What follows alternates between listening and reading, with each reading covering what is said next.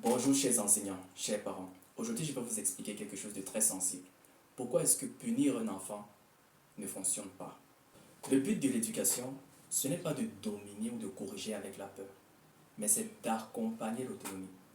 Ce qu'on remarque dans plusieurs pays africains, je commence d'abord par mon pays, le Cameroun, avant de parler maintenant des autres pays, c'est que toutes les écoles en général utilisent le fouet pour diriger, pour éduquer les enfants. Voici une petite anecdote. Quand j'étais en terminale, les enseignants de maths et de physique avaient l'habitude, lorsqu'ils entrent en classe, de dire aux élèves que tous ceux qui auront obtenu moins de 10 ou parfois moins de 12 à tel note vont se faire fouetter. Et le nombre de coups qu'ils vont recevoir correspondront au nombre de points qu'il faut à leur note pour atteindre 10. Mais je n'ai jamais vu mes camarades quand j'étais en terminale, moi-même, sachant en fait cela, on n'a jamais étudié les maths ou les physiques dans le but de ne pas nous faire fouetter.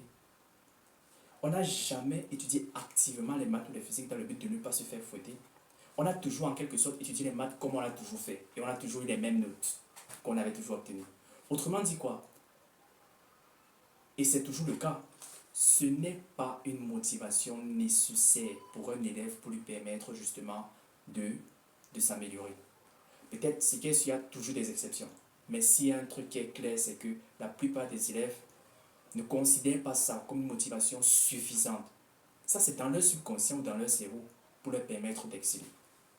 Autrement dit, si tu dis à un élève que si tu as moins de telle note en maths ou en physique, il va simplement se dire que bon, d'accord, ça signifie que je vais me faire fouetter tout le temps.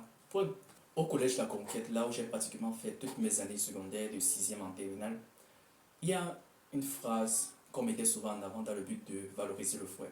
C'est une phrase de la Bible, sauf que je veux préciser qu'ici on est dans un contexte éducationnel. On reste dans le domaine de l'éducation, on ne s'occupe pas du côté religion ou biblique. Donc, cette phrase, je vais paraphraser, c'est « N'épargne pas la verge à ton enfant parce qu'ainsi tu vas délivrer son âme du milieu des morts ». Je ne refuse pas que c'est important parfois de punir, ça c'est quand on punit bien l'élève. Par contre, lorsque la punition est mal utilisée, il apporte des dégâts extrêmement pas possibles au niveau de la personnalité, au niveau de l'âme de l'enfant. Parce que dans un premier temps, il humilie l'enfant, la personne se sent humiliée. L'élève se sent humilié. L'élève peut perdre complètement, en fait. Il a le sentiment qu'il n'a pas de valeur. Il y a une relation également qui se coupe entre l'enfant, l'élève et l'enseignant. À cause des punitions, des mauvaises punitions, certains enseignants se trouvent par exemple à être haïs des élèves. Et ça, c'est vraiment des haines vaines. Parce que tu suscites une haine qui n'a pas de sens en fait. Donc des haines vaines. Et par ailleurs, si c'est le parent par exemple qui punit mal son enfant, et si en plus l'enfant n'a pas la conscience de comprendre que lui aussi peut que le parent peut mal faire quelque chose au point où il peut le pardonner, le parent, ce qui va se passer, c'est que l'enfant va avoir des rancœurs pour le parent. Il y aura ainsi de suite. Il y a tellement de dégâts qui peuvent se causer à cause simplement d'une mauvaise punition. Donc très sincèrement, faites attention lorsque vous punissez votre élève ou vous punissez votre enfant. Qu'est-ce que vous devez faire à la place? Susciter un dialogue avec l'élève ou votre enfant. Essayez de comprendre ce qui se cache derrière son comportement. Ce n'est pas tout. Maintenant, valorisez ces petits progrès. Mettez des objectifs, valorisez ensuite ces petits progrès. Puis, rappelez-leur une chose, qu'il s'agit de leur avenir à eux, pas le vôtre.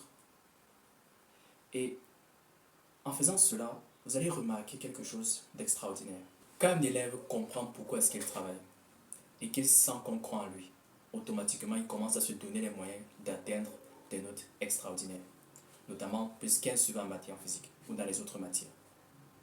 Donc, chers parents, chers enseignants, arrêtons d'utiliser la peur pour guider en fait les élèves dans leur éducation, nos enfants dans leur éducation.